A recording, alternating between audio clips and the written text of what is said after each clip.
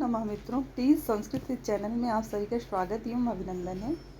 जैसा कि आप सभी को पता है कि हम लोग टीजीटी में निर्धारित व्याकरण की पुस्तक संस्कृत व्याकरण की प्रवेशिका जो कि बाबूराम सक्सेना जी द्वारा विरचित है, उसका अध्ययन कर रहे हैं और मूल पुस्तक से हम उन चीज़ों को पढ़ रहे हैं, मूल पुस्तक का अध्ययन कर रहे हैं। तो मूल पुस्तक के अंतर्गत हमने अभी तक प्राक कथन पढ़ लिया, तत्पश्चात वर्णमाला पढ़ा और वर्णमाला का जो अंतिम के 3-4 पैराग्राफ हैं वो छूट गए थे। ये वर्णमाला कल ही समाप्त हो जाता, लेकिन कुछ ऐसी समस्या आ गई बीच में जिसके कारण मुझे वीडियो रोकना पड़ गया था, वरना जो 2-3 पैराग्राफ था वो 13वां नंबर जो भाग हमने अपलोड किया था उसमें ही आप लोगों को उपलब्ध हो जाता और आज संधि स्टार्ट हो जाती। खैर कोई बात नहीं है, आज जो है मैं इस वीडियो में वो 2-3 पैराग्राफ आपका जो बचा हुआ है वर्णमाला का वो समाप्त करूँगी और इसके तुरंत ही बाद में जो है संधि पर चर्चा कर लूँगी। कोशिश यही रहेगी कि 2 से 3 पैराग्राफ संधि पर भी चर्चा हो जाए। और चलिए बहुत ज़्यादा समय को व्यतीत ना करते हुए, इधर उधर की बातें ना करते हुए सीधे टॉपिक पर आते हैं और देखते हैं। चलिए, जिनके पास पुस्तक है वो पैराग्राफ संख्या पेज संख्या 42 खोल लें, पेज संख्या 42 खोल लें और जिसमें प्रथम सोपान ऊपर लिखा हुआ है। देखिए, हालांकि इसका पिछले वीडियो में चर्चा कर चुके हैं, लेकिन फिर भी इसको एक सरसरी नज़र से देखते चलेंगे। यम गणना नाम नासिका चा हमने बताया था कि जो वर्गीय व्यंजन है, जैसे का एक वर्ग है और चा का एक वर्ग है, टा का एक वर्ग है, ता का एक, पा का वर्ग है। इन वर्गीय व्यंजनों का जो अंतिम अक्षर है ना, अंतिम अक्षर क्या है? इया है, माँ है, अड़ा है, ना है, ना है। इन सभी का उच्चारण स्थान नासिका की सहायता की आवश्यकता होती है, यानी कि ये जो अपने वर्ग के उच्चारण स्थान है वहाँ से तो बोले ही बोले जाएंगे, इसके अलावा ये नासिका से भी उच्चारित किए जाते हैं। कहाँ से उच्चारित किए जाते हैं? नासिका से भी ये उच्चारित किए जाते हैं। चलिए अगला देखते हैं। कह रहा है कंठ और नासिका। जैसे अड़ा है, अच्छा उदाहरण दे दिए कि जैसे अड़ा है तो का ख गा घा अंगा, अंगा है ना, तो का ख गा घा अंगा, अंगा कहाँ से बोला जाता है? कंठ। अकु विसर्जनीय नाम कंठा, यानी का वर्ग जो होता है वो कंठ से बोला जाता है। अब लेकिन ये कहता है कि यम गणना नाम नासिका चा, चा का मतलब और इसका मतलब है कि ये कंठ और नासिका दोनों से बोली जाएगी। चलिए अगला है, अगले का हमने जो है एक सूत्र बताया था कि एद ऐतो कंठ तालु, एत ऐतो कंठ तालु, यानी ए और ए जो है इनको हम लोग दो जगह से उच्चारित करते हैं, कंठ और तालु से। फिर एक सूत्र था ओद औतो कंठ ओष्ठ, ओत ओद दौ तो कंठ ओष्ठ, है ना। तो ये सूत्र कह रहा है कि ओ और औ, ये देखिए औ लिखा, ओत और औत सिद्ध संज्ञक है ना, ये कट जाएगा। तो इन दोनों का जो उच्चारण स्थान है वो कंठ और ओष्ठ है, यानी ओ और औ को कंठ के अलावा हम लोग ओष्ठ की भी सहायता लेते हैं उच्चारित करने में। फिर कहा वकारस से दंतोष्ठ, जो वा वर्ण है उसको दंत और ओष्ठ से वा बोलिए। देखिए दांत में आपका लिप्स टच कर रहा था, यानी दांत और ओष्ठ दोनों की सहायता से वा बोला जाता है। जीवा मूली, जीवा की जड़ से, जीवा की जो जड़ से है जीवा मूली बोला जाता है।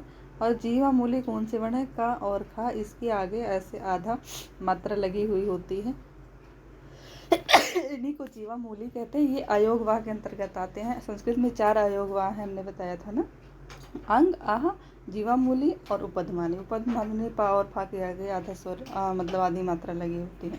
अनुस्वार नासिका, केवल नासिका से क्या बोला जाता है? तो केवल नासिका से अनुस्वार बोला जाता है। अनुस्वार ये, जैसे आपका एक मिनट नोटिफिकेशन ऑफ करते हैं, जैसे आपका ये है ना नासिका। चलिए यहाँ तक हमने पिछले वीडियो में बता ही दिया था, मतलब आगे की चर्चा करनी थी आज, लेकिन उसको मोटा मोटा हमने बता दी। इन वर्णों के उच्चारण 2 प्रकार से, इन वर्णों के उच्चारण में 2 प्रयत्न का प्रयोग करना पड़ता है। प्रयत्न मतलब कोशिश, 2 प्रकार की कोशिश करनी। जो वर्ण है, जो वर्णमाला हमने पढ़ा है, वर्णमाला में जितने वर्ण बताए गए, इन वर्णों के उच्चारण करने में 2 प्रकार के प्रयत्न, 2 प्रकार की कोशिश की जाती है। कुछ एक उनके उत्स्फटित उच्चारित होने से पूर्व प्रयास किया जाता है और कुछ दूसरा जो है जो उच्चारण क्रिया के पश्चात। तो जो पूर्व में किसी जैसे का है उच्चारण करने के पश्चात जो कंठ जो मतलब जो अंदर से जो चीज़ें हमें कोशिश कर रही हैं, जो जिन चीज़ों का इस्तेमाल कर रहे हैं वो अभ्यंतर प्रयत्न होते हैं और जिनका बाहर से इस्तेमाल करते हैं वो बाह्य प्रयत्न होते हैं। तो इस प्रकार से जो प्रयत्न बताया गया, वर्णों के प्रयत्न अगर पूछा जाए तो वर्णों के दो प्रयत्न हैं, एक और दो। पहला है अभ्यंतर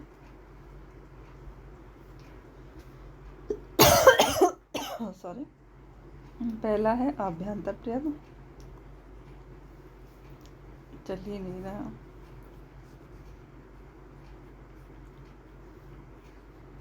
दूसरा है बाह्य प्रयत्न, ठीक है,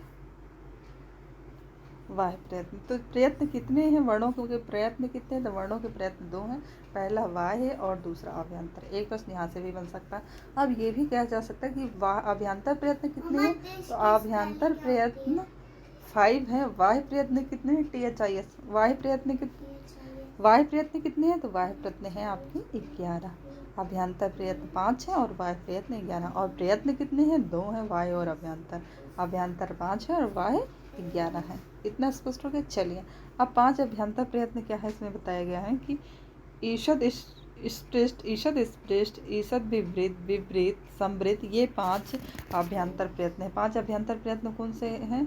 तो यहाँ पे आप ऐसे हेडिंग बना लीजिए, अभ्यंतर प्रयत्न, अभ्यंतर प्रयत्न, ठीक है। अब पहला है स्पृष्ट, स्पृष्ट। दूसरा है ईषद स्पृष्ट, ईषद स्पृष्ट। फिर आपका तीसरा है विवृत और चौथा है आपका ईषद विवृत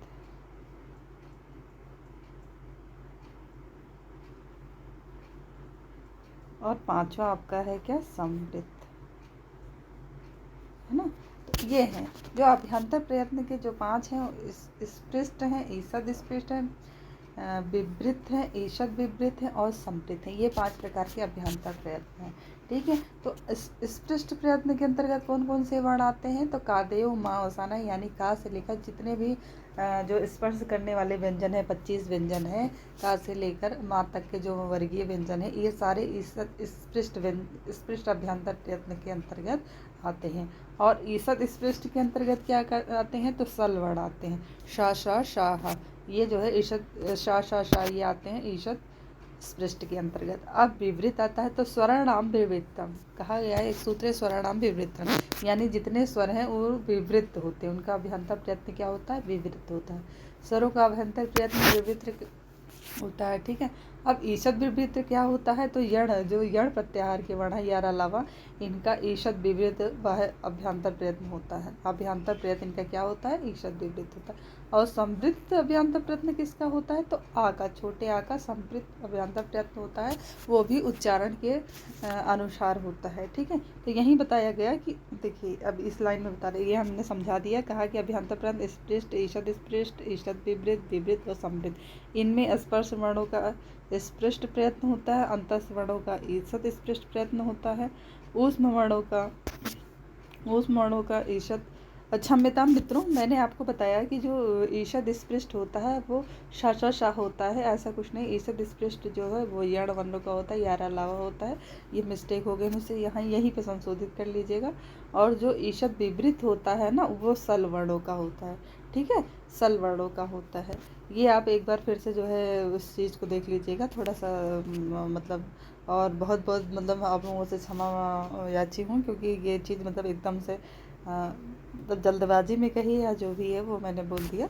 तो इसको आप थोड़ा सा संशोधित कर लीजिएगा कि जो ईषद स्पृष्ट है ना वो यण वर्णों का होता है, और जो ईषद विवृत होता है वो शल वर्णों का होता है, ठीक है। और जो विवृत है वो सभी स्वरों का होता है, स्पृष्ट जो है व्यंजन वर्णों का होता है, और जो संवृत है वो छोटे आ का होता है। यही देखिए यहाँ भी कहा गया है। अन्यथा तो अन्य स्वरों की भांति उसका भी विवृत होता है। वो भी कहा कि सिद्ध प्रयोग के रूप में संवृत होता है, सिद्ध और प्रयोग के अर्थ में होता है, अन्यथा उसका भी विवृत ही होता है। ठीक है, अगले पैराग्राफ पर आइए। अगला पैराग्राफ कह रहा है कि वाह्य प्रयत्न 11 प्रकार के होते हैं। विवार संवार श्वासा घोषा, विवार संवार श्वासनाद घोषा, घोष प्राण अल्प प्राण महाप्राण उदात अनुदात स्वरित, विवार संवार श्वास घोष नाद अघोष अल्प प्राण महाप्राण उदात अनुदात और सरित। ये इतने 11 भेद है बाह्य प्रयत्नों के। कौन सा है? पहला वेद है विवार, दूसरा है संवार, तीसरा है श्वास, चौथा है नाद, पांचवा है घोष, छठवां है अघोष, सातवां है अल्प प्राण, आठवां है महाप्राण, नौवां उदात, 10वां अनुदात और 11वां स्वरित। ये जो है बाह्य प्रयत्न के 11 भेद हैं। ठीक है, अब देखिए इनके बारे में पढ़िए। तो इनमें वर्गों के प्रथम द्वितीय वर्ण तथा सा जो है खर प्रत्याहार के अंतर्गत जितने वर्ण आते हैं का विवार श्वास और अघोष प्रयत्न होता है। एक सूत्र है खरो विवारा श्वासा घोषा, सरो विवारा श्वास अघोषा। तो यानी जो खर प्रत्याहार के अंतर्गत जितने भी वर्ण आते हैं, यानी हर वर्ग के प्रथम और द्वितीय वर्ण, और जो सा है, हा को छोड़ करके सा है, इनका जो बाह्य प्रयत्न होता है वो विवार श्वास और अघोष होता है। फिर कहा कि हसा समारोह हसा समाद नादा घोषा। जो हंस प्रत्याहार के अंतर्गत वर्ण आते हैं उनका जो बाह्य प्रयत्न होता है संवाद होता है, नाद होता है और घोष होता है। हस संवाद नाद घोषा, हंसा समान नाद घोषा, यानी जो हंस प्रत्याहार के वर्ण होते हैं वो संवाद नाद और घोष होता है। फिर कहा अल्प प्राण और महाप्राण का निर्देश पहले किया जा चुका है। अल्प प्राण और महाप्राण का कह रहे हैं कि पहले ही किया जा सकता है।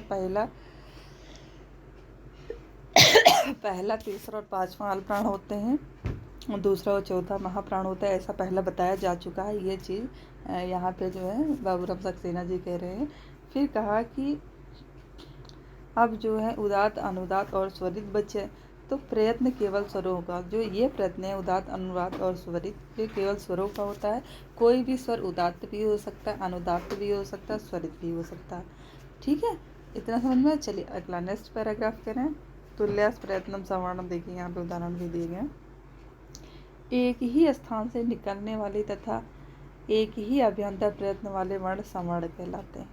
एक ही स्थान से, जैसे कंठ से निकलने वाला कोई वर्ण है और एक ही अभ्यंतर प्रयत्न जिनका यूज हो रहा है, एक ही अभ्यंतर प्रयत्न वाले जो वर्ण होते हैं वो सवर्ण कहलाते हैं। जैसे छोटा आ और छोटा बड़ा आ। देखिए आ को कंठ से छोटा आ भी बोला जाता है और बड़ा आई भी बोला जाता है, इसलिए ये सवर्ण हैं। भिन्न स्थानों से उच्चारित किए हुए वर्ण परस्पर असवर्ण कहलाते हैं। जैसे री और री का उच्चारण स्थान भेद रहने पर परस्पर सवर्णता रहती है। और तुल्यास प्रयत्न सवर्णम, फिर आगे कहा कि तवाल अभ्यंतर प्रयत्न और री री मिथ्या, इस प्रकार की एक वार्तिक है जिनके अनुसार जो है री और री वर्णों को भी सवर्ण कहा गया है।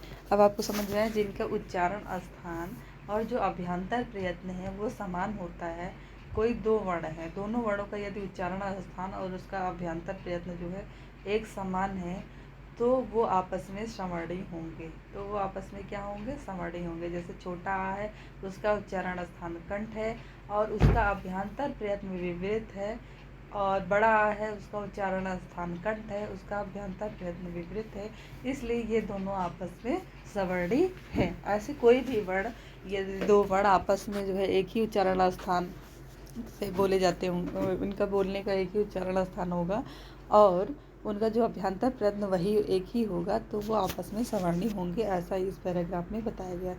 चलिए अंतिम पैराग्राफ पर चलते हैं। अंतिम वर्णमाला का अंतिम पैराग्राफ। अच्छा,